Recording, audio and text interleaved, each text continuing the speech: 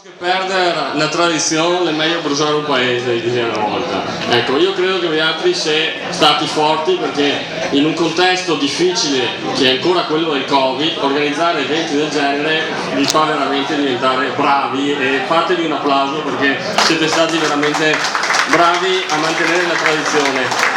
Tradizione tra l'altro che mi sta a cuore perché qua il mondo è un mondo, viste le facce, che ormai è rimasto in mano a poche persone e siete forse gli ultimi, non so quanti andranno avanti con questo tipo di passione, però credetemi, cercate di mantenerla e soprattutto cercate di trasmetterla ai vostri figli, perché questa passione che voi avete è una passione importante che fa mantenere la conoscenza del nostro territorio, della nostra fauna e quelle tradizioni che non possono essere perdute. Quindi continuate in questo senso perché avrete sempre il nostro appoggio.